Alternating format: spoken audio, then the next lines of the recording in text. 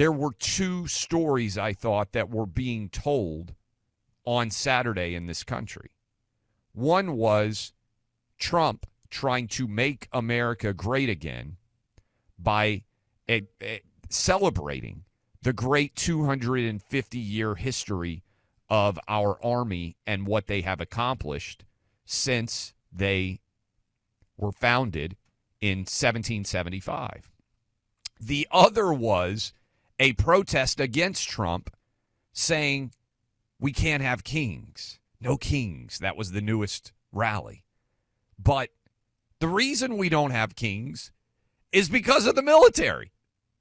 Because the Continental Army defeated the greatest power in the world in one of the most tremendous upsets in the history of the world. And then in an even bigger upset, we didn't return to a kingdom. George Washington voluntarily gave up power, which has basically never happened in the history of the world.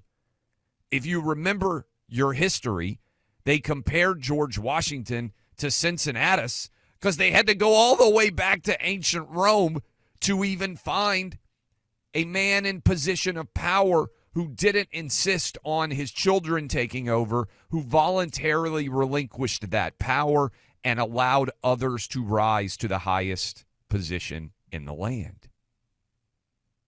And so no kings actually should have been a celebration of what we saw of the military parade.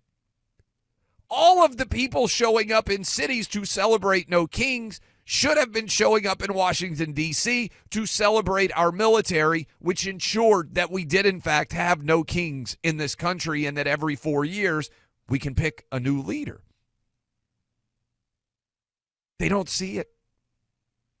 They don't make the connection. I'm going to play you some cuts. I was watching the reaction. I just felt so sad for all of those people showing up at the No Kings rally. They've been listening to legacy media. They have no real knowledge of what's truly taking place. And I was thinking about all this as I walked through the Air and Space Museum. And do you know who the modern day Wilbur and Orville Wright is? Elon Musk. We have been, who helped to get Trump into office, we have been living in many ways in a stagnated technological universe for much of my life and for many of your lives. And suddenly the horizon of possibility is exploding. Autonomous vehicles, trying to go to Mars, the creation of brand new spaceships. I'm going to go to break here in a sec, but my son asked an interesting question as we were walking into the Air and Space Museum. He said, why is it called a rocket ship? It's actually a really good question. I never really thought about it. A ship on seas is very different than a rocket plane, which is really what the rocket ship is.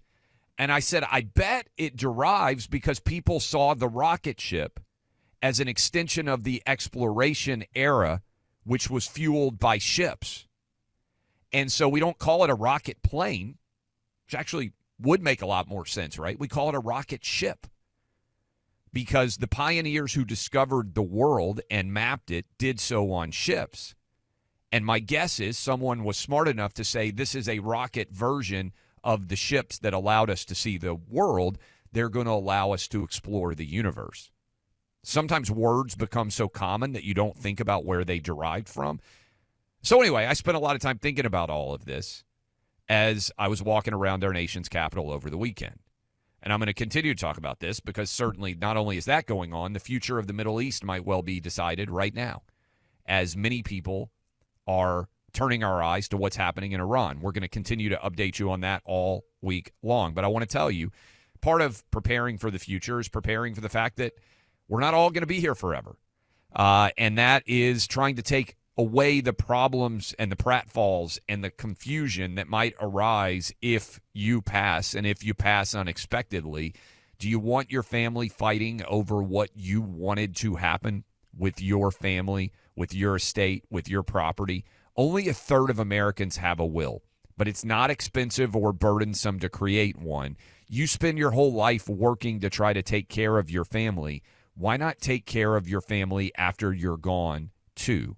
That's why you need to check out trustandwill.com. I've got a trust. I've got a will. I want my 3 boys to be taken care of after I'm gone, whenever that might be. These guys are experts in creating personalized trust and wills that protect your legacy. Think about the future and think about making the future as seamless as possible for your family when you are gone. Eliminate all the fighting, all of the uncertainty. Take control yourself. Trustandwill.com. Check it out. Again, that is trustandwill.com.